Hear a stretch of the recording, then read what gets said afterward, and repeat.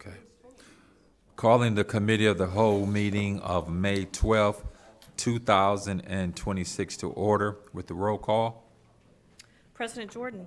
Here. Justice. Here. Nelson. Here. Robinson. Here. Shaw. Here. Silver. Here. Ursu. Here. Motion to approve the minutes of the Committee of the Whole meeting from April 28th, 2026. So move. Second. Jordan. Yes. Justice. Yes. Nelson. Robinson. Yes. Shaw. Yes. Silver. Yes. Ursu. Yes. There is currently no unfinished business, so we'll move to new business.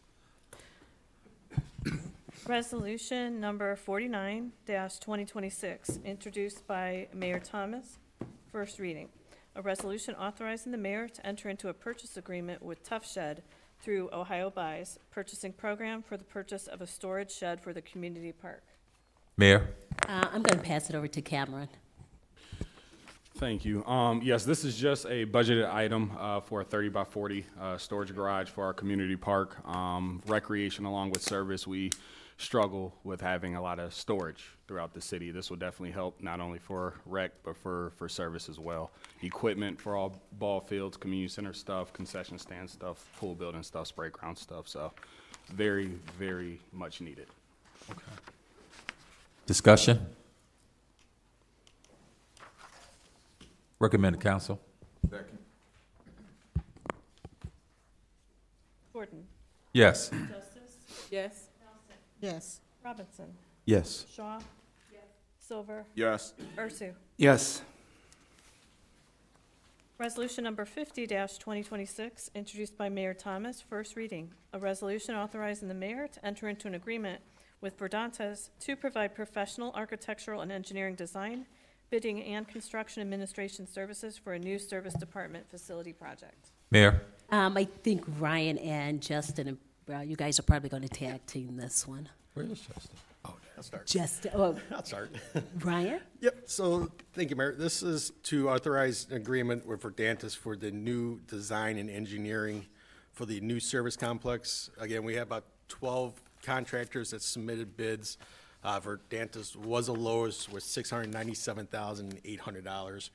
We're asking this to get passed tonight so we can start the process sooner. I'll be happy to take any questions. Todd? Yeah, I just wanted to clarify, this was not done on a competitive bid basis. This was done on a request for proposal basis because it was professional services. And so we did have about a dozen, as I recall, engineering architectural firms actually submit proposals. They were well vetted by Ryan, by the mayor, and the finance director or the purchasing agent of the city. And Verdantes was not the lowest, but they were very close to being the lowest. But it was done on a qualifications. Excuse me, they were the lowest. No, there was one that was quite a bit lower, but nobody had ever heard of them, I think. You sure? I got this. Okay. Maybe I'm getting confused with the other, with the Edgewood Road bids, but I thought there was one that was a little bit lower. Verdantes came in about just over $2,000 lower than anybody else. And our experience in the city with Verdantes has been positive. Can you explain the difference? Well, the difference is that you don't necessarily go with the lowest and best bid, which you would for competitive bidding for projects. Okay. Where you have a contractor doing a public improvement project. This is not a contractor situation to actually build the new service facility. This is to design it and actually do supervision, helping to put the bid specs together, to put the contract out for competitive bidding, to construct it, and to supervise the construction or oversee the construction of the facility if the project goes forward. Discussion. Ryan, are you going to be like hands-on in the design, like some Oh, yeah. ideas you have? I'll be there every step of the way. Okay. Yeah, me and Justin will be talking, a lot more. Do you have some ideas what you're looking for, like, We do. okay? Yeah, we kind of plotted out, I got with my crew and everybody, we kind of put all of our heads together. to Okay, figure you're out not gonna what's put a be the best. basketball court nothing like that in the back, are you? If, I mean, if it makes it pass faster, yes. That's nice. I might add that the request for proposals that went out publicly for professional firms to submit a proposal was very detailed. Ryan and had put together some really good specifications, very specific Yeah. specifications as to what was needed. And if I may point out, although it was a public RFP, we didn't have anyone from the public. So I don't want anyone to think that just because Justin was present, he was acting as city engineer. He was not there on behalf of Verdantis. Okay, okay. And he had no input into choosing Okay. who the eventual person is, or firm is that is being hired. So, and Ryan, so is it gonna be difficult to provide service for the city? Because I know this is gonna be built in sections, correct? That's correct. So the first phase, we're calling it a phase, it will be tearing down the old salt bin. So where that whole area is, where all of our cold storage is, that'll be completely torn down. The new office area, lunchroom, break room, and storage center will be built. Once that's built, we'll move from the old garage to that location. Then the old garage where our current office, lunchroom, and mechanics are at, that'll be torn down, and then we'll be building back there. So service. Service is not won't be being interrupted. affected at all. No, it's gonna be more on our end, just juggling things around. But as Yeah. far as services, we're gonna maintain the same service we maintain now. Okay. Mayor, you had something? No, you actually covered it. I just want to share with you that Brian, probably a year and a half ago, he started, always, thank you, Ryan, started with the end result in mind. He knew what he wanted, he knew what they needed, and the entire layout, him and his team put it together. So this has been a year and a half now planning. Yeah, year and a half, 2 years. It's 2 years yeah. almost planning, so it's amazing. I mean, the whole layout. Wow.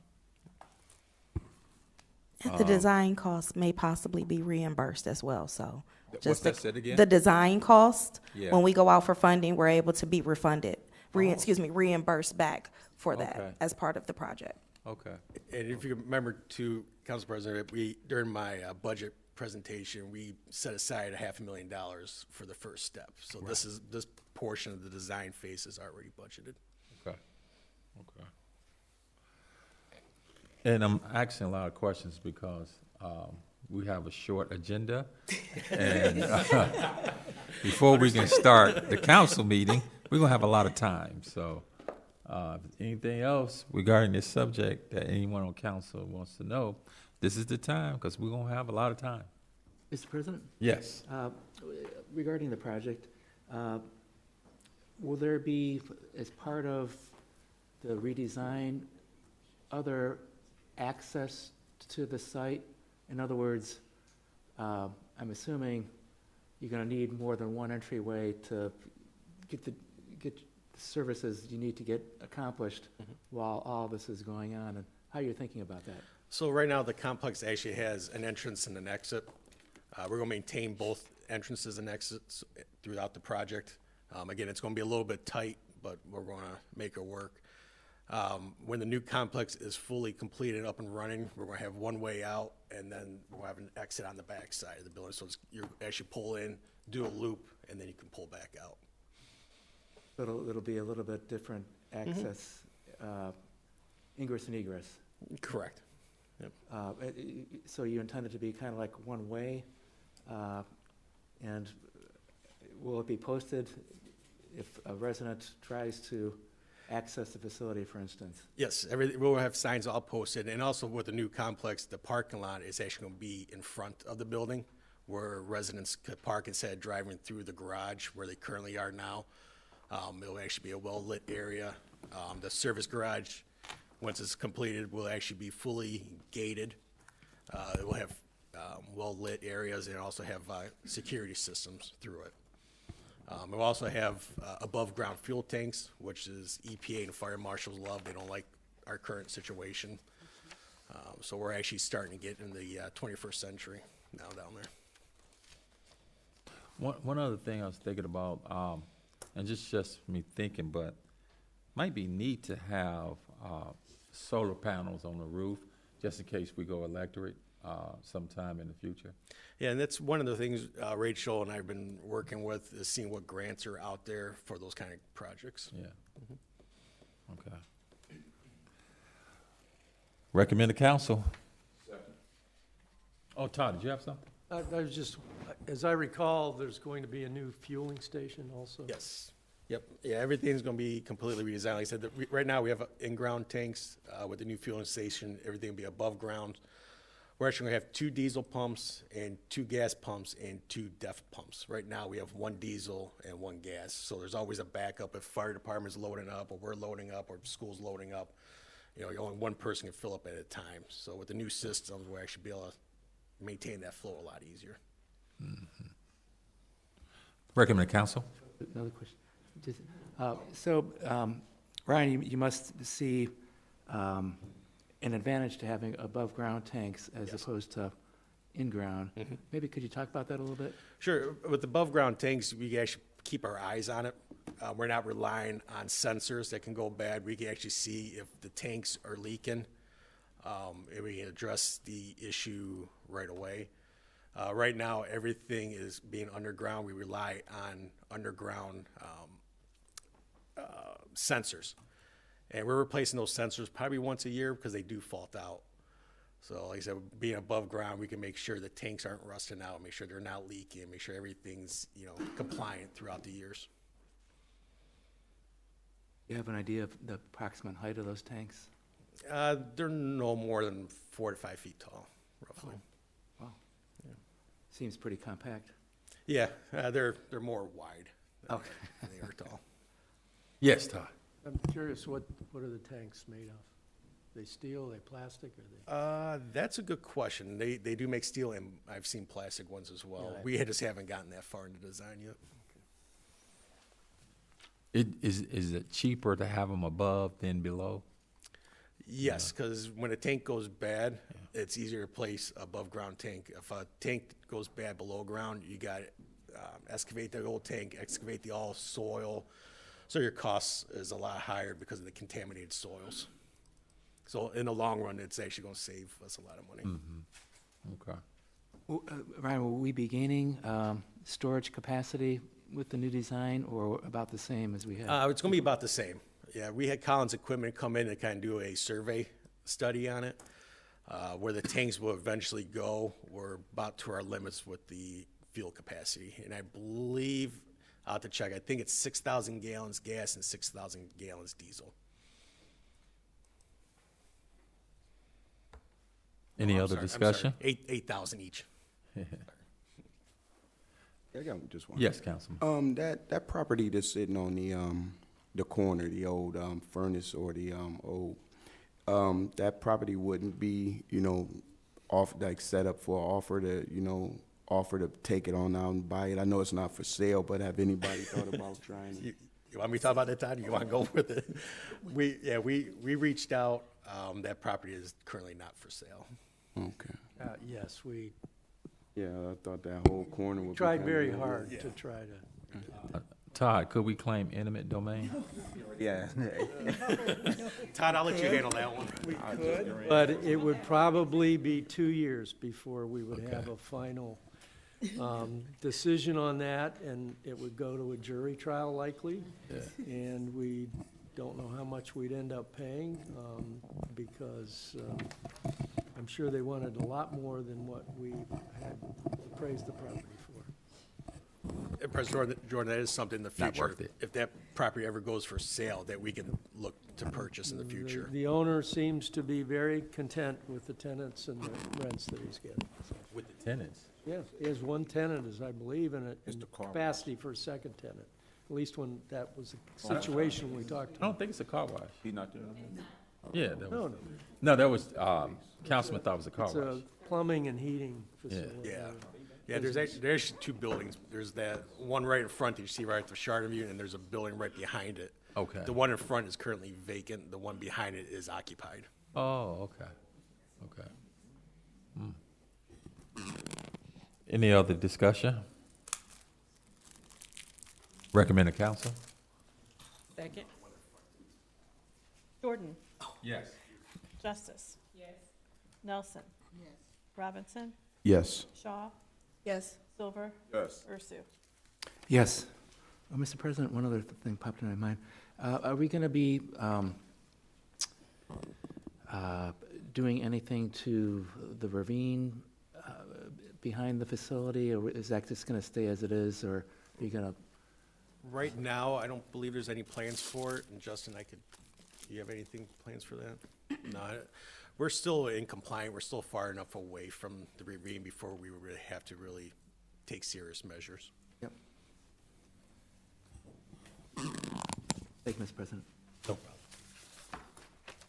Resolution number 51, 2026, introduced by Mayor Thomas. First reading. A resolution accepting a bid for the Edgewood Road Improvement Project and authorizing a contract therefore. Mayor? Thank you, Mayor. Yes, this is the Edgewood Road Improvements Project. This is another one of the Cleveland Water Department projects where they're paying for the water main. This one's just a small residential one, not a giant one. But also doing the roadway improvements along with the project. So we competitively bid the project and received 6 bidders.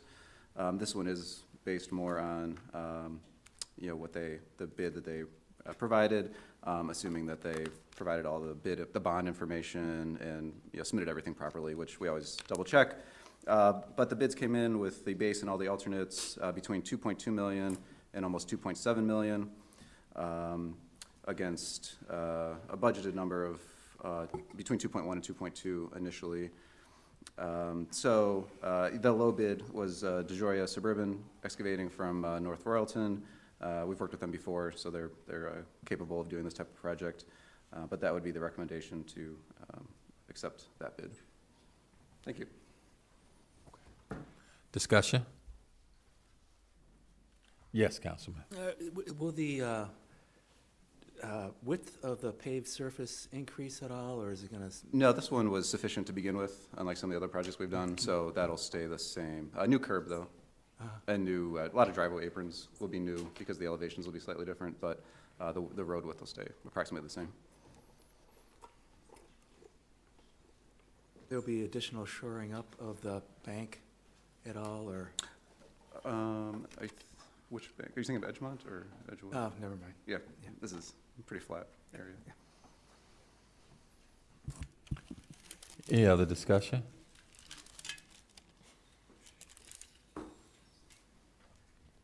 Any discussion, Councilwoman? No? We're just musing. Yeah, okay. I recommend the council. Second. Jordan. Yes. Justice. Yes. Nelson.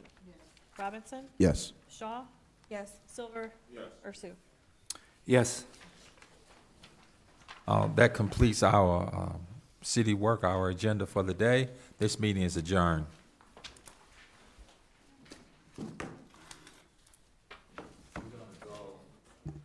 Into reports. Oh. Councilwoman, that's okay? Yeah, no, that's fine. Fine? Yes. Okay, okay.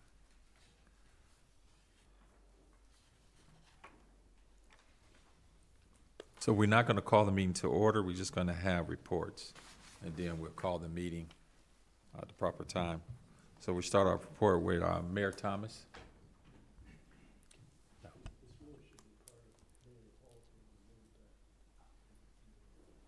So I'll put the committee hold up.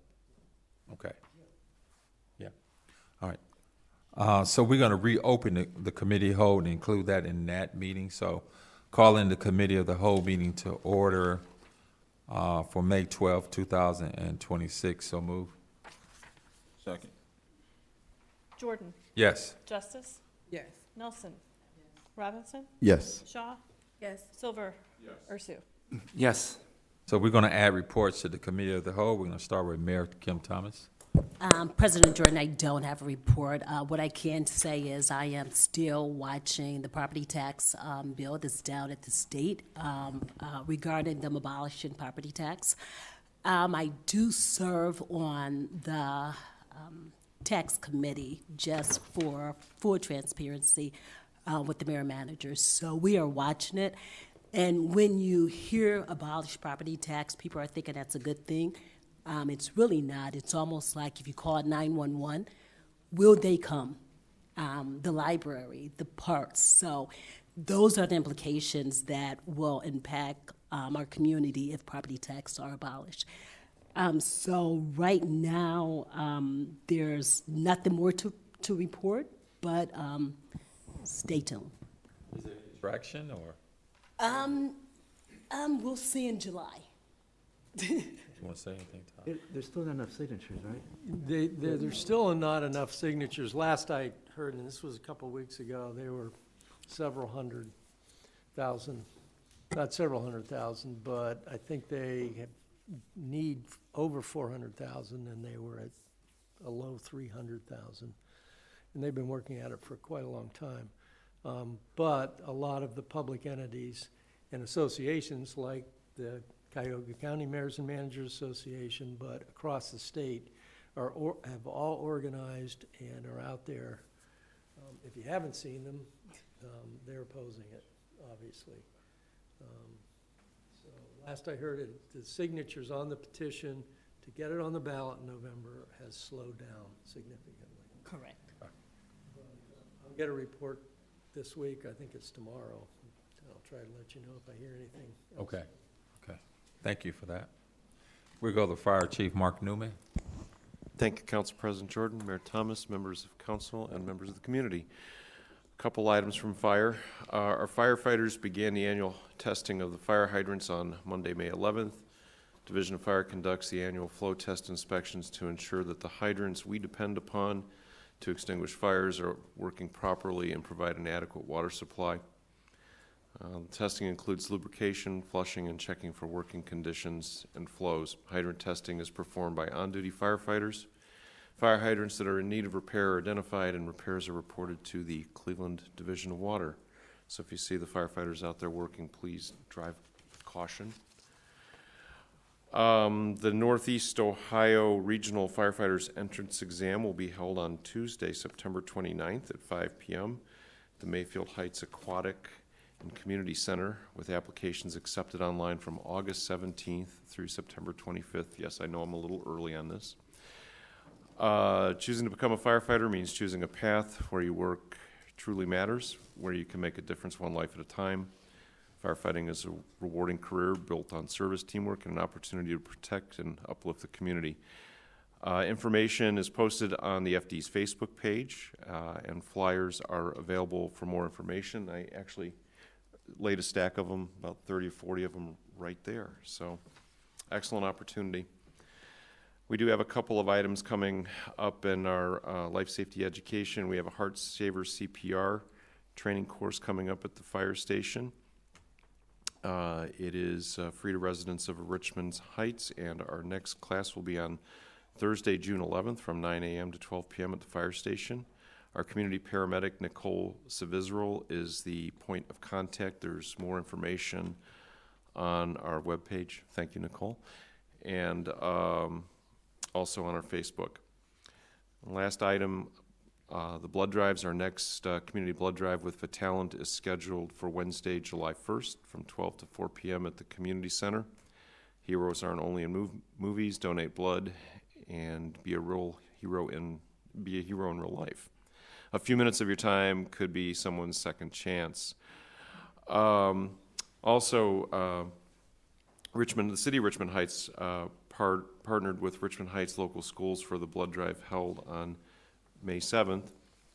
I did receive a thank you letter from Principal Acklin and or Matt Macklin. I'd like to read it in if I could.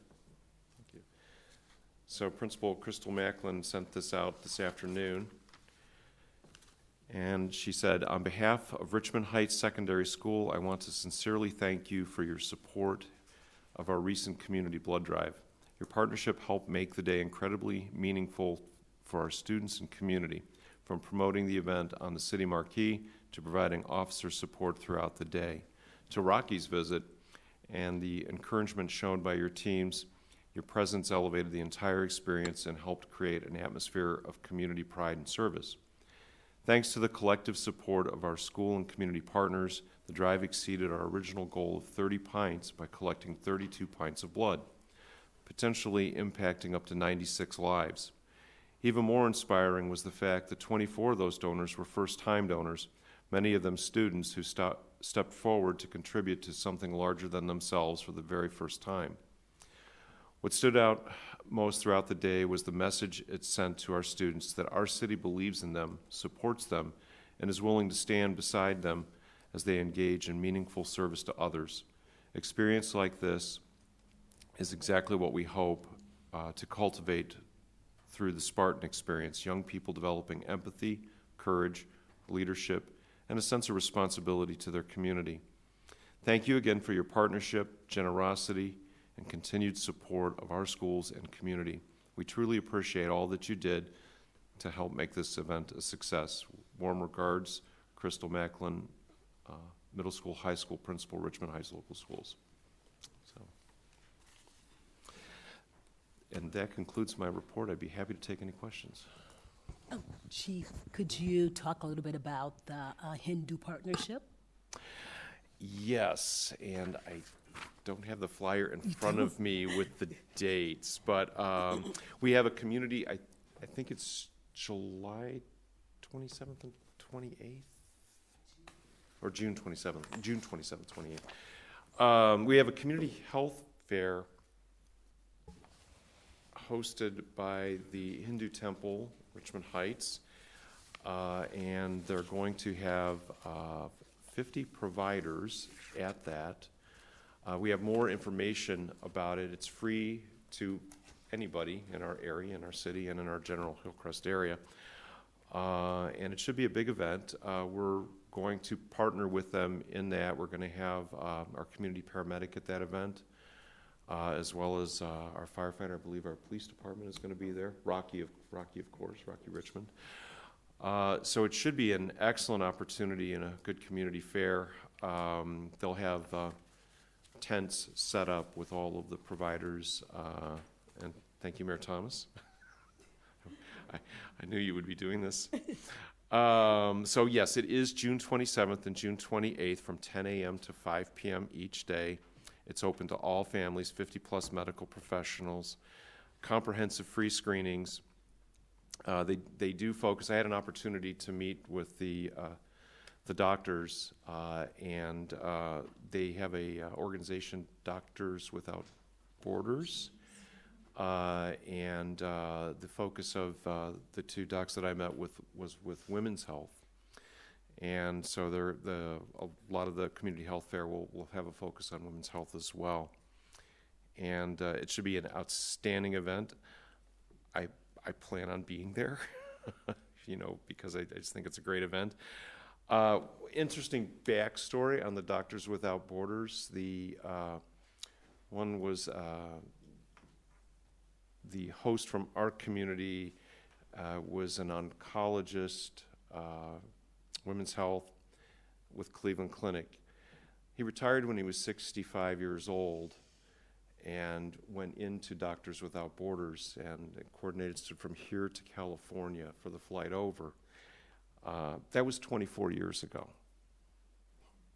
He's 89 years old, and I met with him personally and his son, who's also an oncologist, probably a little younger than me, but not much, is part of it as well. So it's just an outstanding outreach program to really get the message of health out there and the importance of screening. So it'll be an exciting public-private partnership and event coming up in June. Oh, good. We have more information. We're already pushing it out on social media, and we'll be getting it on the city website. Okay. Thank you, Mayor. I have one question. the Division of Water, do they own the fire hydrants or they just repair them?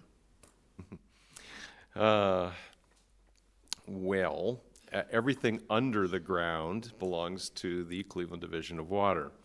Everything above the ground, we are responsible for. So that's why with Chief Williams' team, whenever a fire hydrant is knocked down, I'm always calling the records person at the police department asking for the police report. That way, if legal action is necessary, we have all the information that we need. How much does a fire hydrant cost? Might be a good question. Fire hydrant's about $6,000. So that's why we send the firefighters out, and service goes out too, because they have bigger trucks, and we collect those fire hydrants immediately and bring them back to the fire station for Cleveland Water to pick up. On average, in a year, probably about 12 fire hydrants are knocked over.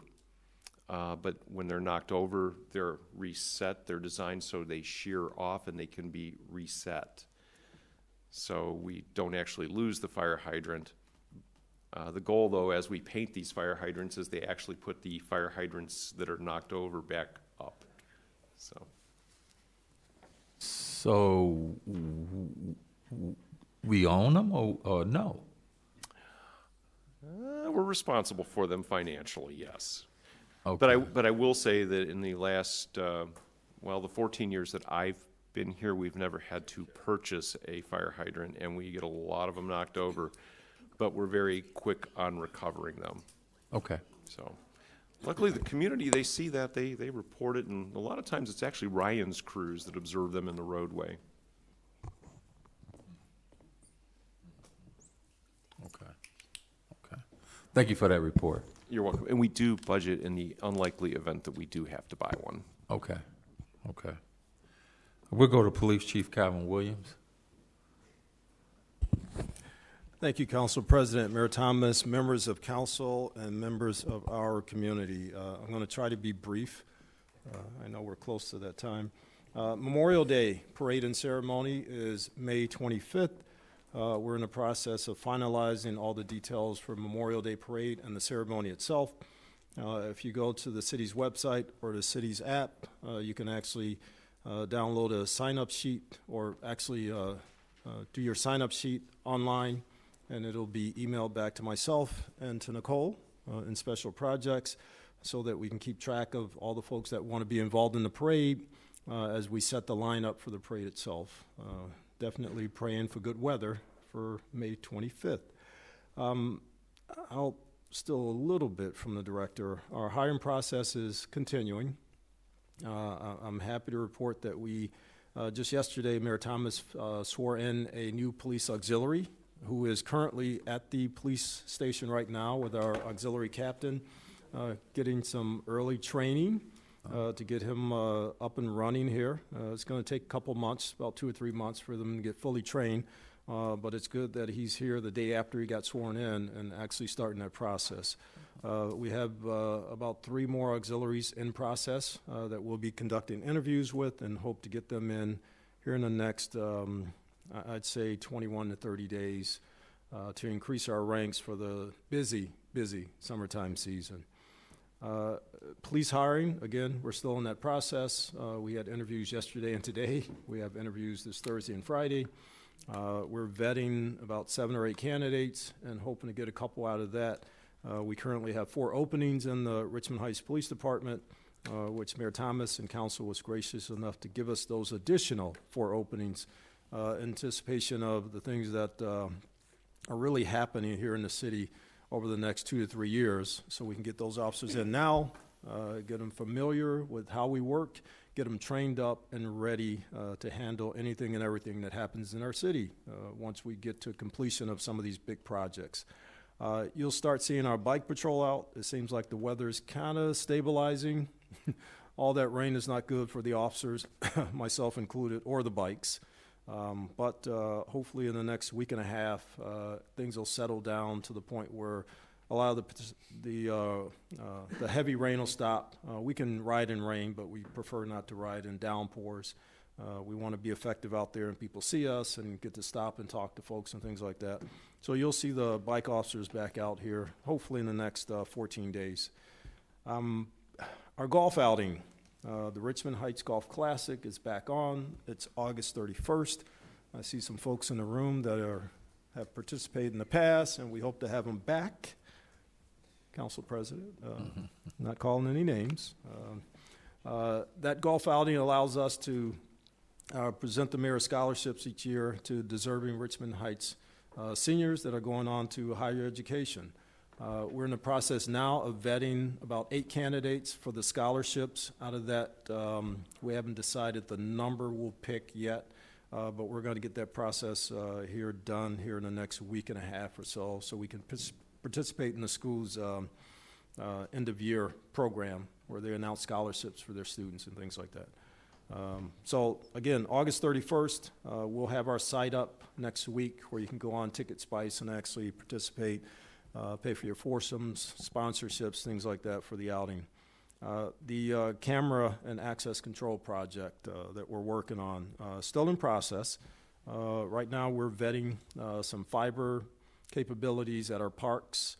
Our city buildings are pretty much taken care of, but the mayor put in place a process where we incorporate that new camera system into our 3 city parks. And of course, there has to be fiber connectivity to be able to run those cameras, to be able to see what's going on in the parks at all times.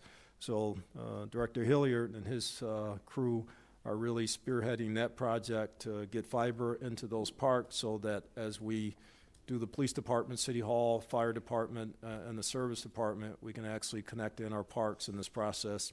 And that'll really be phase 1 and phase 2, and then we're hoping down the road in a year or so, phase 3 will be some of our main intersections and things like that to add to that camera system. And last but not least, you'll probably see our new police vehicle out there for our police auxiliaries.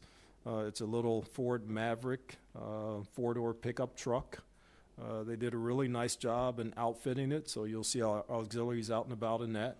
A little smaller vehicle, but it definitely is up to the tasks for what our auxiliaries do. So we're hoping that that's successful, and maybe we get them another one next year because their fleet is always hand-me-down, hand-me-down, hand-me-down.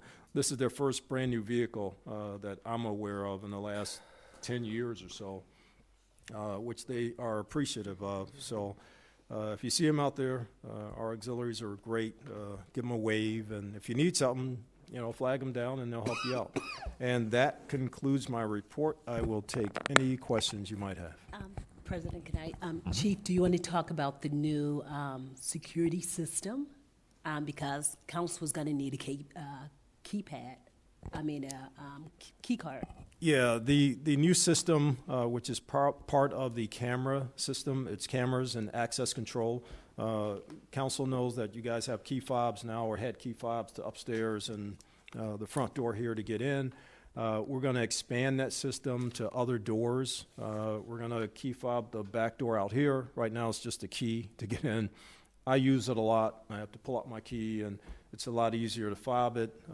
The access going upstairs to the administrative offices will be key fobbed also, as well as our elevator, to make sure we control who actually has access to the building upstairs.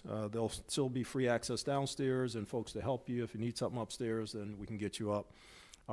The access control system will be state-of-the-art. We will have the ability to kind of track, like we have now, but to a greater degree, who comes and goes by their card. It won't be a fob. Well, we'll have some fobs, I should say, but mostly we'll have ID cards that will be your access control itself. So for city employees, your identification card will be your access, and that's how we'll monitor the comings and goings of folks in different parts of the city, different buildings. Of course, different levels of access based on what building you are working in or should have access to. And what will it be for council? Council will have a card also, if you want a card with your picture on it as your ID, and that will give you the same access that you have now within City Hall. Okay. Any questions, council? It got to be a current picture, can we? You know, If you have an older picture in the system, Council President, we'll be happy to download that and put it on your card. any questions? Okay, thank you for that report. We'll go, no, we're not gonna do that one. We go to our Service Director, Ryan Tiedemann. Thank you, Council President. Right now, we are getting ready for Memorial Day. We got all hands on deck on the parks. Currently, we're working on the War Memorial. Right now, we poured about 30 yards of stamped and dyed concrete. We did all the flower beds on the side and the front. Yesterday we planted 130 plants and 2 trees. We did all the new landscape lighting, so down the walkway, we lit all that up, and along with the War Memorial stone. So in the long run, we saved roughly about $30,000 to $35,000 by doing all that work in the house. Currently, we're working on power washing the gazebo, pavilion, walkway, spray grounds, and the restrooms. We're also maintaining our grass cutting, trash pickup. We're redesigning the flower beds in front of City Hall. And then we also be planting flowers at Georgetown, Carrie J, Police, Fire, City Hall, and the street right across the street. I'm drawing a blank. I don't know why I'm drawing a blank, but that one as well, which Pearson. Thank you. Last week we did hang up the new war banners. They're all hung up. We also be hanging up the new flags next week. Along with that, the new hanging baskets will be coming in. We're getting those hung up between next Tuesday and Wednesday. After we get everything ready for Memorial Day, we'll be switching over to water main breaks. We have about 14 water main breaks through the city over the winter time, so we'll be saw cutting those and repairing those. And then after that, we'll be going into road repairs throughout the city, and we already have a good list of repairs that we needed to perform. We also started working on spray ground to get that up and operational for Memorial Day. We installed 3 new drinking fountains along with all new plumbing and concrete pads. We have 2 at the community park and 1 at the sand park. And with the grass growing, we're starting to get the high grass complaints coming in, or violations coming in from the building department, and we've been taking care of those as they come in. So right now, like I said, we're being extremely busy trying to get everything done. Memorial Day is sooner this year, so we only have about a week to get everything done, and after that, we'll be back into normal operations. Questions? Thank you for that report. We'll go to our Human Resource Director, Rhonda Lowe. Good evening, Council President, Mayor Thomas, council members, and community. Sounds strange. Just kind of a piggyback off of Chief Williams, Chief Newman, in terms of an opportunity, and Nicole, actually, in terms of an opportunity to attend a job fair back on May 2nd. It actually was an excellent job fair. It gave our residents and other people that stopped in a chance to see the businesses that were hiring out there, as well as have an opportunity to talk to some of the departments here from the city of Richmond Heights, mainly safety, and find out about our hiring processes. I answered a lot of questions about hiring process for the city. We actually even received applications, and from that, I think we pulled 2 or 3 folks, Chief, 2 or 3 folks, okay, who really wanted to be auxiliary officers. So it was an excellent event. It did garner some recognition that we have that need out there for officers, particularly auxiliary officers. The other thing is that I think it kind of put a face to a number or a name, because I do have a lot of people that call, so they finally got a chance to kind of see who was behind the voice on the phone. So thanks, Nicole, for allowing me to be a part of that. Thank you, Mayor, very much for supporting that. Again, just as a reminder, we're still trying to backfill our vacant positions. Chief mentioned that we swore in an auxiliary on Monday. Actually, I passed him in the parking lot as I was coming in, so I was really excited to see him. And then again, just finally, we're still looking for laterals, entry levels, auxiliary, and part-time police officers. If you know someone who is interested in anything, any one of those positions, please feel free to give them my direct name and number. Other than that, that concludes my report. Thank you, Council President, and I'm happy to answer any questions. Any questions? Okay, thank you for that report. We'll go to our Economic Development Director, Chelsea Kovar. Thank you, Council President. Good evening, everyone. Our Veterans Banner program, again, we're taking the program in-house this year. We had some challenges with our vendor last year, so to expedite the backlog of honoring our residents, we've taken the program on in-house. If you have sent your loved one in the past, please know that we do have them. We're just waiting for all our sponsorships to come in so we can get all of those logos onto the banners, and then our great service team will get those out. If anyone wants to sponsor, any business, organization, or any person interested in sponsoring can sponsor a banner for $500. Just reach out to me for more information. We discussed the sidewalk program today with WOIO. Katie Tursek from Channel 19 came, and we were able to discuss the sidewalk program. We have updates for Bell Oaks. Buildings 1, 2, and 3 are under construction. 6 and 7 should begin construction this week. Buildings 4 and 5 are to begin in mid-June. They're in negotiations with a steakhouse for some lots along Richmond Road. And I know there were some questions, concerns about the Sterling Club and the fact that it was called Club. Just to kind of put a bow on that, it's really like a tenant-only style, like hotel-style bar lounge is what it is. Had a meeting with Bell Oaks on Friday and just wanted to make sure everybody had all those updates. And business updates, we've met recently with 2 businesses looking to do major expansion projects in Richmond Heights, and they're looking to us for support. So I'm working with Todd and the mayor on that, and we'll have more on that soon. I'm happy to take any questions you may have. Questions? Okay. Thank you for that report. Building Commissioner Rudy Hilliard. Rudy. Good evening, Council Rudy, President, Mayor, council members, and public. I would like to start off first with the community core. Ryan's being kind of modest when he says he's communicating with us and doing grass. Right now, in actuality, the communication that we have with the service department, we're actually able to create the violation.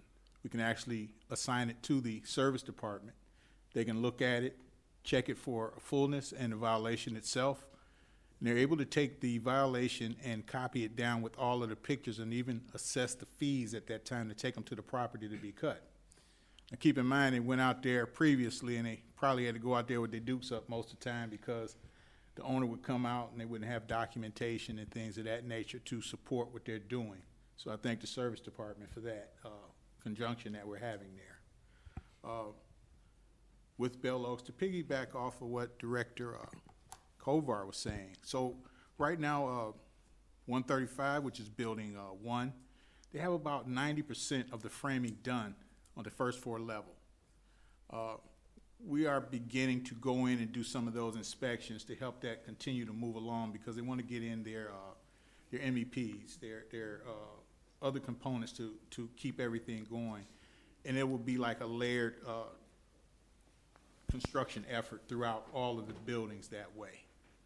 This helps to try to create a good effort and finishing and completion on time. I'll go and give a report now for Parkview Apartments. So they usually have a weekly meeting there, and just to give you a brief update from the 4/23 through 5/6 meeting, they completed like 70 work orders within that time period.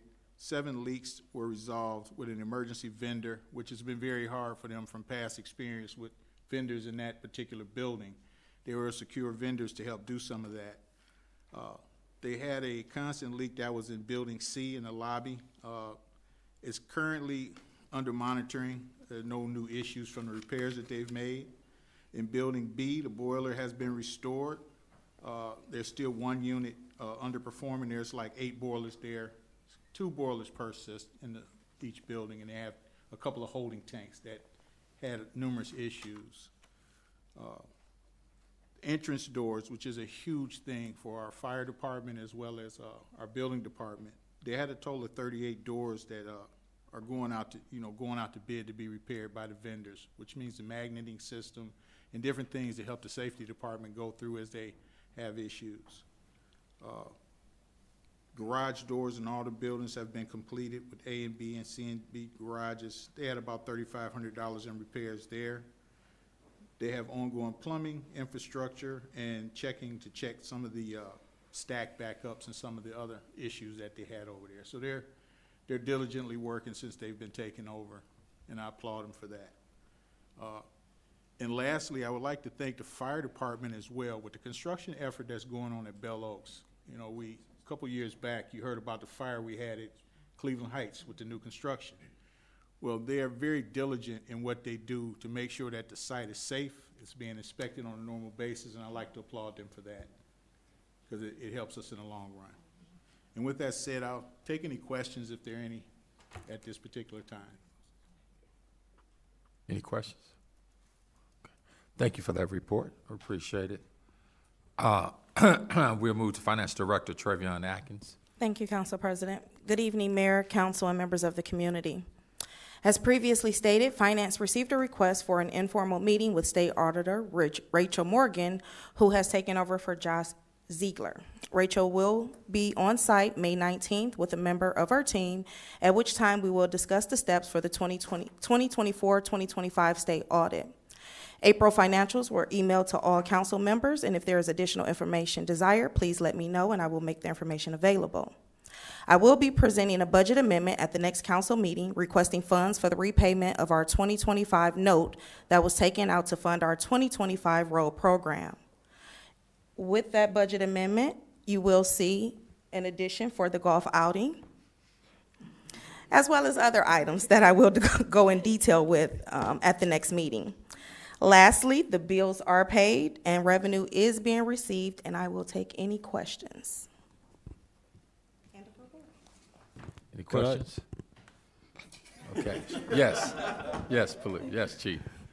Yeah, Council President and members of council, Mayor, I just want to make it clear that the golf outing pays for itself. It actually comes in. At a nice hefty profit. So there are no city funds that are going to pay for the golf outing. It pays for itself. Thank you. And it pays for itself through the sponsorships. So you're correct, Chief. I had to mess with him. Clean that up, Chief. We'll move to our city engineer, Justin Hazelton. First, an update on the sanitary sewer improvement projects. The contractor has substantially completed work in the first 2 areas, which are Meadow Lane and Radford, and then Morris and Edgewood. The final portion of the project is the sanitary sewer extension on Richmond Road. The contractor has installed the new sanitary sewer along Richmond Road and has demobilized while they wait for some new stainless steel materials necessary for the Northeast Ohio Regional Sewer District drop shaft part of the project. We have coordinated with them on making sure it's a clean area when the parade for Memorial Day occurs. An update on the Trubisky stormwater concerns. The first meeting in April, a month ago, some residents came to the meeting to discuss some issues they're having on Trubisky, including Mr. Ramos there from 504 Trubisky. So the city engineer from South Euclid and I met with him on April 22nd. We walked and drove around the areas of concern and discussed some of the problems, including the stormwater basin at Trubisky Woods and potentially infiltration getting into the sanitary sewers, potentially in South Euclid, potentially in Richmond Heights. Following that meeting, I discussed the Trubisky Woods stormwater basin with the Cuyahoga County Soil and Water Conservation District. They had already done an inspection for that basin last year and provided that report. They didn't see any concerns with it. They said it was, constructed well, seemed to meet standards. But if it is holding water longer than it should during rain events, they agreed to go out there and see how it's actually functioning. They weren't out in dry events, so it was hard to see that specifically. I actually met with them last week, and we discussed that further. I also reached out to Cuyahoga County, who maintains our sanitary sewers, and one thing we spoke about specifically was flow monitoring certain manholes that contribute to turbidity, and they agreed to install flow meters in the areas that we discussed. I don't have the date yet. I don't know if they're going to do that, but it's on their list to do. So once we get that data, we might have hopefully have a better idea of what water, stormwater is getting into the sanitary sewers, and then come up with a plan to try to reduce that. So that concludes my report. Is there any questions? Any questions? Yeah. Yes, Councilman. So they found no problems with the system at all? They said that it was working adequately? Just my first part was just the one basin. There's one stormwater basin that Right. they inspected. So that's a small part of it. The bigger issue is probably the water getting into the sanitary sewers, and the county doesn't have any data on that yet. So they're still going to perform some testing to get us data on that. Okay, That's probably the bigger part of the project, is figuring out what water is getting into the sanitary sewers right now. okay. Thank you. Okay, thank you for your report. We have one left, our Recreation Director, Cameron Campbell. Thank you, Mr. President. Just a couple recaps. Arbor Day, which was Friday, April 24th. Huge shout out to our service team for getting our trees planted. We planted 2 Japanese maple trees. And then we had the following day, Shred Day. That was our first Shred Day for 2026. 261 cars came by, so that was a really big turnout. And then we also accepted non-perishable food donations, and Greater Cleveland Food Bank weighed the food, and we had well over 200 pounds of food, so that was also great. We have a plant exchange this Saturday. It'll be at Greenwood Farm from 10 a.m. to noon. We have our Juneteenth celebration Saturday, June 13th at Greenwood Farm as well, from 11 a.m. to 3 p.m. And then lastly, I just want to keep a reminder for everyone for our casino bus trips. We have 2 more left. The next one is Wednesday, June 10th to Hollywood Casino at the Meadows. $50 per passenger and $20 in free slot play. And then the third and final casino trip for the year is to Seneca Niagara Resort and Casino. That's $60 per passenger and includes $30 in free slot play and $10 in dining dollars. And just a refresher, I talked about this in our committee. The tennis and pickleball court project, just a quick update. It was paved on April 28th. The next step is just coating and striping. We are looking to have this project completed by the 2nd or 3rd week of June. With that, that concludes my report. Thank you for that report. And last but not least, we have Special Projects Coordinator Nicole Christian.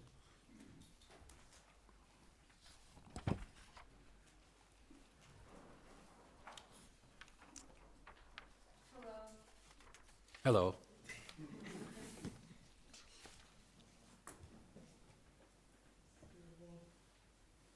It's not working? I guess not. So just again, I wanted to say that we have 8 summer camps coming up, including rookie sports, pickleball, tennis, day camp, camp adventure, Metro Parks Kids Camp, day camp, and Safety Town. The question was asked earlier, do the Metro Parks Camp kids travel to different locations? That camp does not, but the Camp Adventure Camp is 5 consecutive days of field trips, and each day the kids will go on different activities geared at learning about nature and animals. We have a healthy amount of sign-up so far, so I would encourage everyone to sign up soon. We have our first issue of the Recreation Guide that has all programs, events, and youth and senior activities. It's seasonal, so the next issue will be coming out in fall. We had our job fair Saturday, May 2nd. It had about 150 people in attendance and 20 businesses. And then to add on to the website updates, I did also want to add that Community Corps has added its own tab. We've added our own tab for Community Corps on the app and on the home page of the website. So anyone who has any concerns or has anything they'd like to report, our new page on the website that's listed under Report a Concern shows an easy way how to get concerns to the building department directly as well as still add things to the app and directly to City Hall. That concludes our report. Any questions? Yeah, I got one. Yes, Councilman. Do we have enough coordinators for the, all of the projects that you are getting off the ground this summer? Thankfully, I have support from all of the wonderful directors and Mayor Thomas. Okay, thank you. I'm available if you need one more.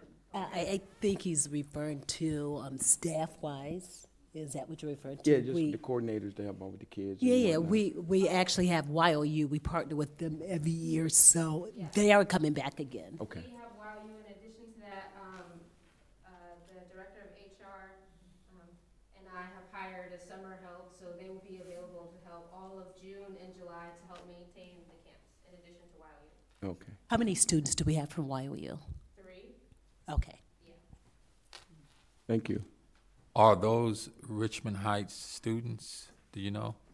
YOU? Yeah, I believe they are. I'm trying to, yeah, I believe they are, and we actually have a couple that are returning. So actually, we have a couple that are returning and one that was promoted, that came from the program, promoted into a leadership position. She'll be Okay. back with us too. So we're really Wonderful. excited about that. President, absolutely. They're all from Richmond Heights. The good part about this is we don't pay them. YOU does. That is great. Nicole, one thing, the Metro Park camp, what is the age requirement? Metro Parks Kids Camp is ages 5 to 10. Okay, I can't go, huh? Okay. Just missed it. Volunteer. All right, thank you. We got In the vein of volunteer, I also wanted to mention that on the city website and on the back of the recreation guide, we now have a tab open for volunteers. So anyone who would like to come help with any city events, including Shred Day, Food Pantry, which is very needed, and Fall Fun Fest, you do have options now available to help, and we'll keep you in rotation. Okay. We appreciate it. We're gonna move right into, okay, so calling the city council meeting of May 12th, 2026 to order with the Pledge of Allegiance. I pledge allegiance to the flag of the United States of America, and to the republic for which it stands, one nation, under God, indivisible, with liberty and justice for all.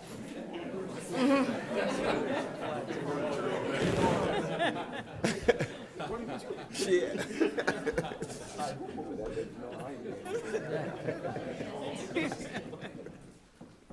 Okay. Roll call. President Jordan? Here. Justice? Here. Nelson? Here. Robinson? Here. Here. Here. Motion to approve the minutes of the city council meeting from April 28th, 2026. So move. Second the motion. Jordan? Yes. Justice? Yes? Nelson? Yes. Robinson? Yes. Shaw? Yes. Silver? Yes. Ursu? Yes.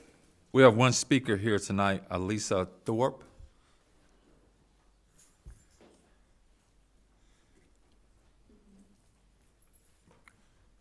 Good evening, you guys. How are you guys doing? Hello. So I spoke with your President Bobby Jordan, and I wanted to thank you guys on behalf of Richmond Heights Local School District because I spoke with him and he really worked hard in order to get donations to send our students to Washington, D.C. Just a little bit of background. This is our 4th year consecutively going since I have taken it over. It has been my mission to offer opportunities to Richmond Heights students because we are small. And then also, Cassandra Nelson has also helped me out too. She's a family friend, my mom knows her, in the past as well.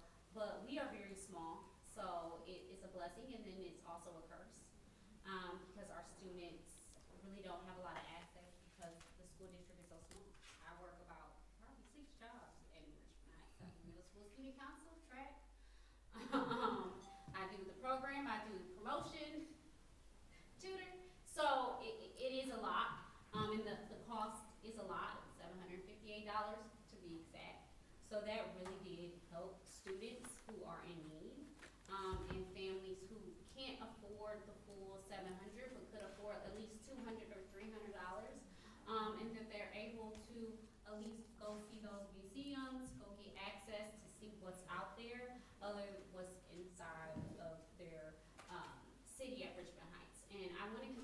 partnership, because as a social studies teacher, it is very important to help a full child with having community, with having a strong school, and with having a strong home. And if one of those are lacking, it really does hinder a child's success. It doesn't stop their success, but it hinders them. And that's one thing that's been my mission before, or whenever I decide to hang up the coat, but I have been here for 11 years, is to bridge that gap, because community is everything. And like I told him, I'm a history teacher, and we work for the people, and that's what we're here for. So if we could bridge that gap, and I always have your number, and I just want to thank you from the bottom of my heart on behalf of Dr. Brown. I know she's thankful as well, and shout out to my son's father, Michael Hauser. He helps me out too, so he was a little close to me too. So I just want to thank you, and we really do appreciate you, and my kids really do appreciate you too. You really just don't know how many tears those parents have shed when I made those phone calls saying that you know how to pay. Wonderful, wonderful. Any questions? Do you have any questions or anything? I got one. How many kids are going? So we already went. Oh, you already We have 32 kids that went. Our 8th grade class is about 64. Okay. So that's why it's so high, because we don't fill up a whole charter bus. We're still responsible for the cost. And we're still responsible for the whole cost, but we were able to afford to take 32 kids. And we also do other people also donate. So I have been able to fundraise each year about $6,000 to $7,000 from the community. That's a great thing. I know people that said when they were in high school, they wanted to go to events like that, but their parents couldn't afford it. And the teachers always say, you're going, we're going to take care of you. And, you know, students don't have to worry about it. We want them to go and get educated and see things that they need to see so they can be the leaders of the future. And I appreciate you taking your time. We have a school board member here, and we want to continue to support our schools because we believe we got the best city and we got the best schools. So thank you. Appreciate it. Do you golf? Yes. His dad is at a meeting. Any other questions? No, they wanted to get you to golf. Oh, no. His dad is at a meeting, so I gotta go get Bubba. I'm like, oh, okay. Thank you. Thank you. Thank you. All right, we'll move to, we have no unfinished business. We'll move to new business. Resolution number 49, 2026, introduced by Mayor Thomas, first reading. A resolution authorizing the mayor to enter into a purchase agreement with Tough Shed through Ohio Buys Purchasing Program for the purchase of a storage shed for the community park.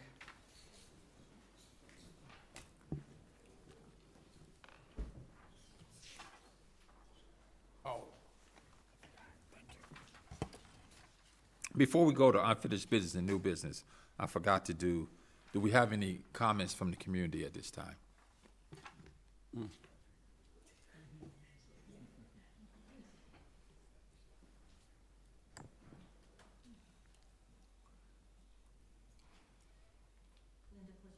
Board member at Richmond Heights Schools. I didn't know whether Lisa or could attend tonight, so I figured I'd come too just to be sure, just for backup. We do appreciate immensely, we approved it last night, the expense, the donation. And so we appreciate very much all the individual contributions. It means so much because we're such a small student body, but we all seem to contribute all together. We bring things together for the whole school, no matter what, whatever program it is. We went through it all last night, all the programs that we're going to be doing, and we're also excited. I don't know if you are aware, but we are now in partnership with the Browns, and so we are very totally, completely excited about that, and they will be here for Brown History, so we're definitely even more excited. And what the Browns gonna do? They're going to contribute to our new field. Okay. And so we're definitely excited for that partnership alone.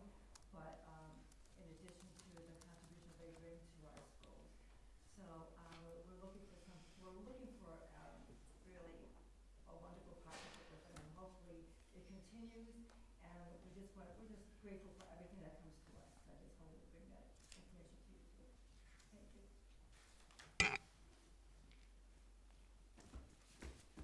Thank you. Is there anybody else from the community? Yes, go ahead, sir.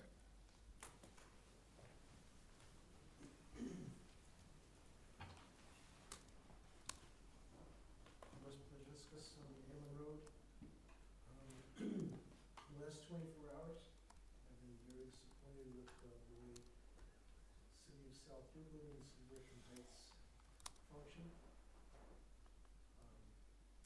Justin and I know have gone and walked that sewer, and I had requested a month ago to have Richmond Heights talk with South Euclid to the moratorium on adding any more sewer connections to Trubisky. I went to the meeting in South Euclid last night. I talked to Willow and Tisdale. They said they did not hear from Thomas and school board, or not school board, but the council president. And I felt that, everybody is just kind of blowing us off. We asked for cooperation between the two cities to get a moratorium put in place. That's not happening. We're being stroked. The developer there has tried to buy my mother's house. We declined. And he's buying a pump station, and they claim that the subdivision has not been approved. It has to be approved by the engineer. So they put all the responsibility on the engineer to say yes or no to a project that they approved. So the contractor's going to sue them when the engineer comes back and says you can't do it. But that said, they're going to add 31 more houses to the sewer that's not functioning now.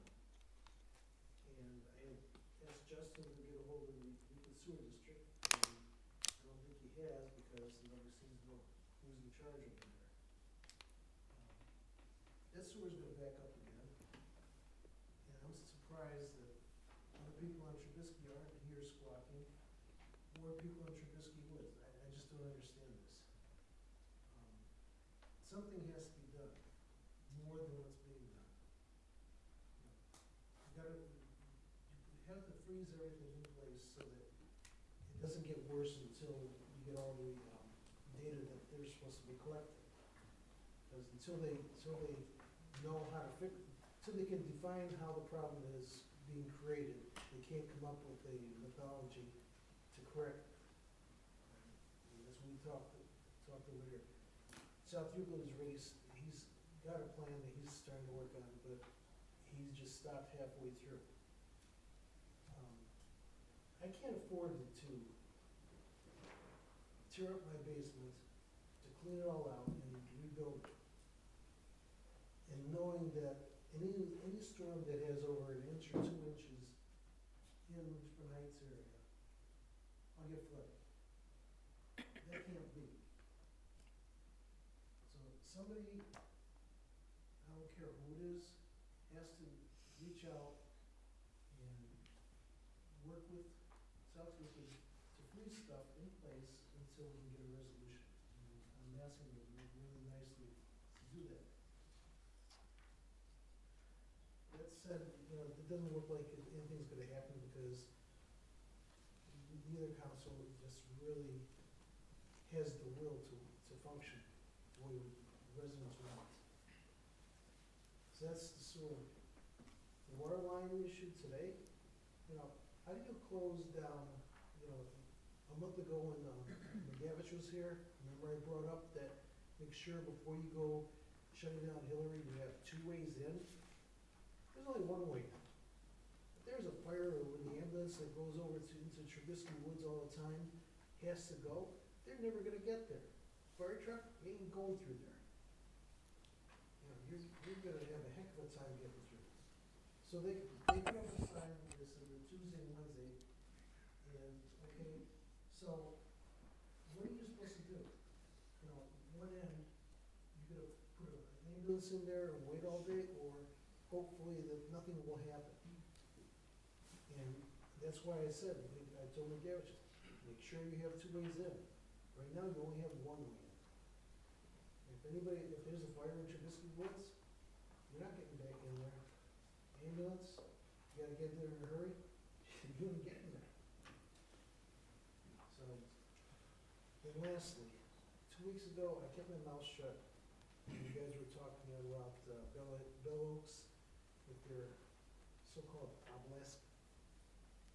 To me, Bell Oaks has taken advantage of Richmond Heights for numerous years to get what they want done.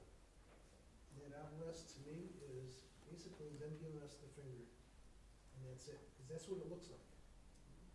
So, yes, it's not nice to say it, but it's ugly as heck. That's all I have to say. Can I address him? Yes. Mr. Przenskis. Mr. Puzinskis. Just wanted to let you know, Mayor Willow and I are very close friends, and she and I talk probably once a week. Matter of fact, I just text her. So I want to put on the record that she and I did discuss it. You mentioned that me and her have not talked. Not today. Not today. Yes, we talked. And did you mention the building as far as putting more auditorium? Yeah, and I just texted her, and she said, no, I didn't. I can show you the text from Suzanne Harding that says that I got basically. And she's calling me now. I got cold shoulder for the whole thing, and she apologized. Yes. I talked to the councilman, you know, the way the politics is, you know, you got a committee, guy comes in, throws out a project, or this committee says, okay, with conditions. Well, if the sewers aren't gonna be working, why don't you find that out first before you can approve anything? And that's the whole process. And Bell Oaks was the same way. They came out, they gave you, presented a project to your committee, everybody said, oh, there's conditions. And when something goes wrong, there's nobody to blame but, oh, hey, the engineer's gonna fix it. But then he takes on the responsibility the council should have taken on in the first place. Okay, and you have probably 7 council members, maybe, it's up to you, council members, if you guys want to talk. And I just texted the mayor, and she was like, well, I can't really say, but you guys are more than welcome to reach out to the council. I mean, you talking about South Euclid Council? Yeah. I mean, that's not my expertise. I couldn't explain what you're talking about. I mean, definitely our engineer can represent us if he wants to. But I would look like I don't know that stuff. I'm sorry, but I just don't. And so if I tell them, listen, you need to halt the project because we have a community member saying it's going to mess up the sewer system, they're going to say, well, how do you know that? And that's it, as far as I can go. You know that Trubisky was flooded a month ago. Correct, but they're in South Euclid. You have to tell them, because they already know, because, you know, Justin and Anthony and I, we walked the thing. We know exactly where everything is wrong. He's got to get data so he can come up with the, you know, you just don't say that's wrong. You have to know, you have to prove it. Okay? But wouldn't it be better if the 2 engineers speak? Right, yeah, because I can't prove it. I mean, you see, we already went to, South Euclid's council people know it. They know exactly what's going on. And Tisdale, I guess, decided to just kill it. So like I said, Tisdale is doing, he's the council president. He's actually in favor of the mayor. So they are lockstep. So he's taking a lead for her. I'll say this is, as far as the politicians go, this is a dead issue. Let's get this right. I got a question. Have they attempted to reach out to anyone on our council? Are they waiting for us to reach out to them to come to a resolution? When I spoke to the mayor, she said there's nothing we can do, but. See, and again, it's a lot. There's a lot council can do. Oh, I'm not, oh, council, okay. Each council has, in the state of Ohio, the legislative authority is the council, and they have the final say of the laws and everything else. And that's what I discovered when I had researched our ordinance for city of Cleveland with the railroads. So I know what your authority is, and you guys make the rules, all right? I got it. So if the sewers aren't working, you guys have to fix it because it's your responsibility. But President, I think, Technical people to do that for you. can I just, what he's asking council to do and the mayor to do is halt the project in South Euclid. Right. Water goes downhill, we're downhill. Councilman? Yeah, I was just wondering, how can we tell South Euclid how to run their council and their administration? No, it's both councils function the same way. They both function the same way, and the attorney can verify that the process is you go through the committees, you get approval, then you go to council approves it, then the engineer gets it, and he says, oh yeah, well, you can't build it or you can't build it. And that's essentially the same process in every single council in the state of Ohio. Right? Basically. Yes, Councilwoman. I have a question. The situation is in South Euclid on Trubisky. Is that what we're speaking about, right? The problem in South Euclid is this. You have Geraldine and Donald and Anthony. They go through South Euclid to Trubisky. Trubisky goes north into Richmond Heights. So you have, basically our three streets are causing the problem. It's coming into South Euclid, and then it's going up here. So then you go build at Trubisky Woods, that backs it up even more. So now you're gonna add Trubisky Grove, which they have control over, for 31 more houses. So every time it rains, it's gonna flood. That's why what they are doing there is important, because the sewer goes this way, and that the little corner where it makes the turn, that's South Euclid. But it's only about maybe 1,000 feet. Justin, can you add something on this or anything? So yeah, this is kind of what I was trying to mention before. One thing I guess the resident said was, we know that these streets are causing the problem. I don't think we know that yet, at least the county doesn't know that. That's what we're testing right now. We're gonna monitor to see how much stormwater is getting into the sanitary sewer. And it might be the case, and if it is, then that would be pretty good. If we know what's causing the problem, we could, create a solution. I think what he's getting at is, obviously, yeah, they're proposing another development on Trubisky in South Euclid. And obviously it could, continue to cause a problem, especially if stormwater is getting into that sanitary sewer. That would, continue to cause a problem down Trubisky. We don't know if that would happen for sure.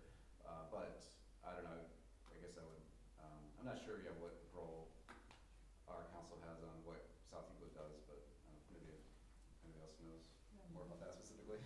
Yes, Got Councilwoman. another question before you leave. What 3 streets are you speaking of? Yes, one of them actually was Hillary. I asked them to put a. That's my street. Yeah. That's Richmond Heights. A flow monitor at the end of that street, and then also at Donald and Geraldine. Okay, Donald is also Richmond Heights. Yeah, all of those are.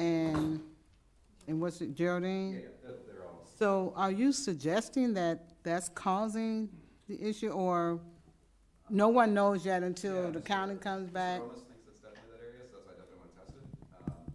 That's what we'll know. We'll find out if that is causing. And so we just, we gotta wait until. Can I add something to that? In 2005, my friend just retired from the county sanitary engineer. He's an engineer. He told me, he gave me the drawings for the sewer saying that Geraldine and Donald and Anthony, the sewers have failed and the storm is getting into the sanitary. They knew that in 2005. So promptly the following year, Courtney let them put in 43 houses in Trubisky Woods. And flooded again. I could add another 31 houses in South Euclid to the same failed system. The system didn't cure itself in 20 years, not by itself. And there's been no construction on that sewer whatsoever. So it's a failed system. The only thing is because he does not have empirical data, he can't come up with a solution. I know it's failed. Courtney knew it was failed. He let them put it in Trubisky Woods. And everything has been failed. And people across the street got flooded 7 times. You know, somewhere somebody has to stop and look at it. You know, and Euclid Sewer District essentially doesn't even exist.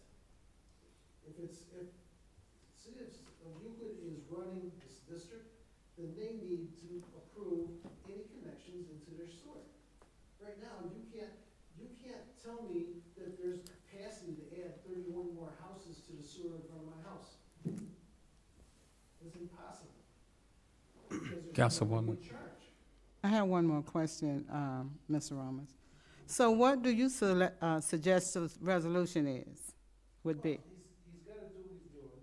Okay. But South Euclid already redid their manholes, and in a similar situation, they redid the manholes, got rid of the overflows into there's a leaping weir, and that's just a little wall that when the water gets too high, it goes over there and goes into the sanitary. So they eliminated all those. Richmond Heights has to do a similar thing, but my friend told me that the pipe has failed. So your storm is actually going and mixing in with the sanitary. That's why it's backing up. Every time you get a heavy rain, it's backing up. So.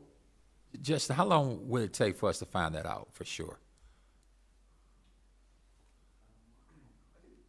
I don't know when they're going to be able to put them in. We're on a list that the county, so the county maintains and operates our sanitary sewers. But just one season, through half a year maybe, just we get some storms. We just want to see what's happening during a storm event. How much water is getting into the sanitary. So we got to wait till the next big storm, you saying? Well, first they haven't installed the monitors yet. So first they have to install them, then we'll see. Okay. Some storms. And then, You got an idea when it's going to take place? No, I asked the county when they could put them in. Like I said, they just said we're on a list. There's some other areas that they're waiting to put them in as well. But I would hope this year that they'll put them in, and then we'll get some data. But it's not a super quick process. But, Justin, so who's at fault? That's what I think my main concern. And how do we resolve this issue? Because it's going to happen again next year. How do we resolve it? Well, first we have to figure out exactly what's going on. But if it is stormwater getting into the sanitary sewers, you have to figure out where it's happening. Oftentimes homes, I think I sent those sketches. Right, right. Water from homes is often connected into the sanitary, which is an illegal connection. We try to stop that. Or from an old pipe, could have some break in it that water's getting in. Or combined manholes, if there are such things, then water could be getting into those. So there's a few different ways that water could be getting into the sanitary sewer. But that's hopefully what the testing will. We'll isolate areas, and then we can really dive in. Like if we know, this street, we're seeing water's coming in from these 10 homes, like we're going to really be able to focus and figure out what's happening. So that's the goal. But what I'm hearing is the Courtney signed off on this project, 5, 10, 15 years ago? Well, the testing we're doing isn't even on that new street. This Okay. is an older street. So, But he's been having an issue for a long time. This is not new. No. Trubisky Woods goes into the manhole right in front of my house. So all that stuff comes over here, into the manhole. My house is here. My house connection is here. Manhole's here. It's backed up. 2 houses down, they're backed up. I guess what I'm trying to understand is 2026. Why now you coming to council? We came in council 23, even before then. Well, okay, it happened in 05. Still, why not before then? We were told that Trubisky Woods, that the line would be covered when it's relined. We thought would be in 23. We thought it would be 24. We thought it'd be 20. Then we were told 25 was going to be done. Now there'll be alignments going to be done 26. They said that would solve the problem. That's what Courtney was saying. that realignment would cover the situation, but the other problem with the older infrastructure with Donald and Geraldine, all of that was interfering because that's older infrastructure that needed to be repaired. It never has been repaired, and we were told that had to be done, and we thought it was going to be done by Courtney, and we didn't, and obviously it wasn't. So It's just neglect. we were just. Excuse me? It's neglect. It was a neglect of duty. It wasn't done. We're figuring the city's doing it, but in the meantime, our issue is increasing. You can come by our place and you can hear the water flowing. It's a constant flow. It's coming from multiple places like Geraldine, Donald, okay, and it's all flowing downhill. And then whenever there's a storm, the sanitary mixes in with it. And it makes it a huge problem because then we don't just get stormwater in the basement, we get sanitary. So now we have to do other measures with clean out. We have to clean everything out because it's sanitary and then it smells. So we got fans running to get the airflow out because that's a stench. And already, both of us have already gotten sick because we were in the midst of it cleaning it up. So we have constant air. We had to rent out a huge machine to air out the whole place. Okay, let's do this. We need some, I'm looking for suggestions. Yes, Todd, please. I know this is going on and off, that you've been here over the years, every 4 or 5 years, and discuss some of this. It sounds to me like there's an old system in at least 3 streets in Richmond Heights that obviously there's some type of stormwater getting in. The county can test those homes on those streets, but I think we've already done that. But they can see if there's actually a cross connection. I doubt it, because I think, Said it was, okay, I think 2005. cross connections from homes? No, the sewer had failed. Right, okay. Well, this is something our engineer is going to have to tell us, because we are not experts. I suggest this, that the 2 city engineers set up a meeting with the law director in South Euclid, myself, probably the service directors too, and we talk about this issue and how to go about solving it. And it sounds like we've already started something, and I understand that Justin has to get the empirical evidence together before something big can happen to solve this. But I think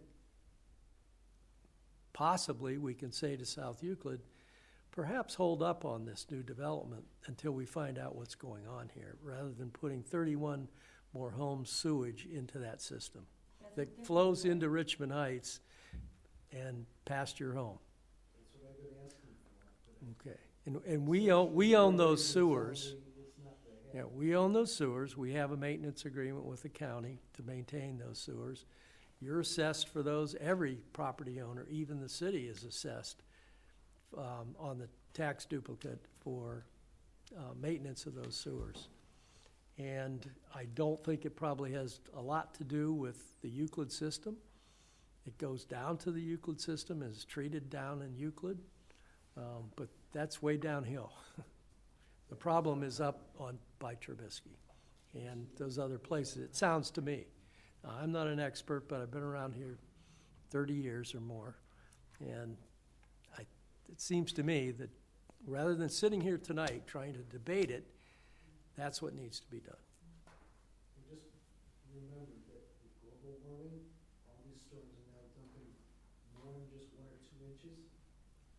The flood that we started hopefully here this year, the 3 inches that fell into Richmond Heights in 2-3 hours. That's telling me that my house, I built it right according to Richmond Heights building code.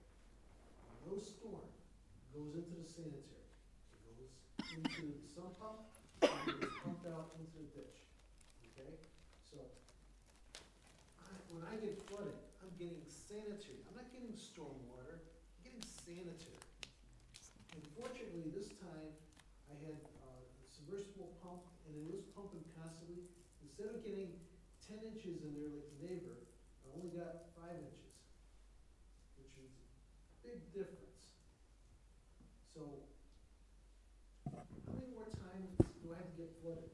Because the lady across the street got flooded 7 times, and they canceled her insurance. We understand this. And I think the only thing we can do is sit down together and talk this through and figure out a plan. And that apparently hasn't been done up to this point.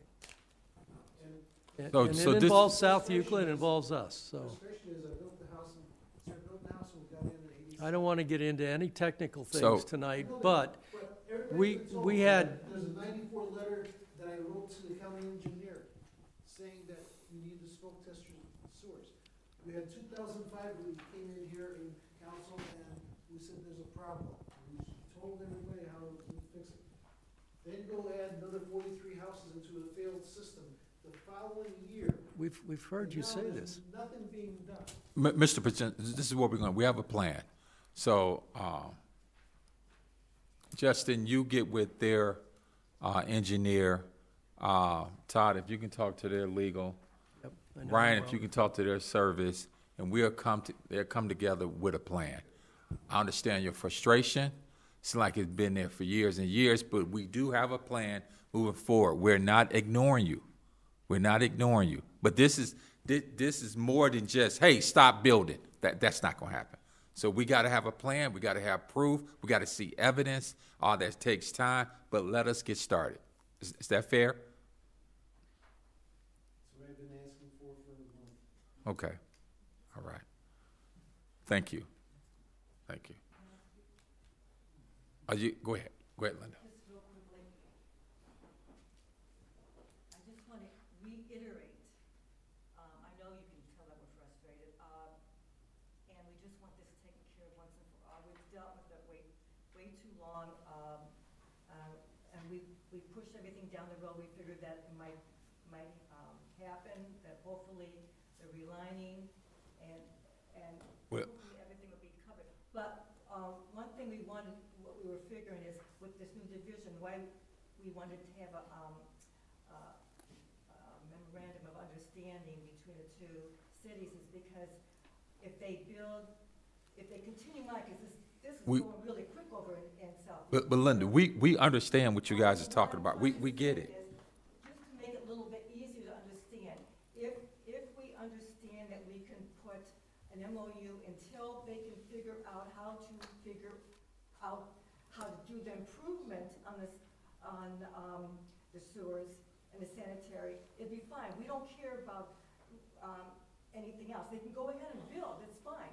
But we want to have this solved first, because what they're doing is they're putting the approvals first, and they're going to build, and then they'll find out that they have a problem. We want to go ahead of that and say, okay, before you give your final approval, because they're ready to build. We understand. That's why Todd is going to talk to their legal. I think I just said that. Right. As of yesterday, it wasn't going to happen. So look, we have a plan now, okay? Thank So you. thank you. Appreciate it. Yeah, we're so sorry. Thank you. We move to new business? Yes, please. All right, resolution number 49, 2026, introduced by Mayor Thomas. First reading, a resolution authorizing the mayor to enter into a purchase agreement with Tough Shed through Ohio Buyers Purchasing Program for the purchase of a storage shed for the community park. Motion to suspend the rules? Second. Jordan. Yes. Justice. Yes. Nelson. Yes. Robinson. Yes. Shaw. Yes. Silver. Ursu. Yes, motion for passage. Second. Jordan. Yes. Justice. Yes. Nelson. Yes. Robinson. Yes. Shaw. Silver. Yes. Ursu. Yes.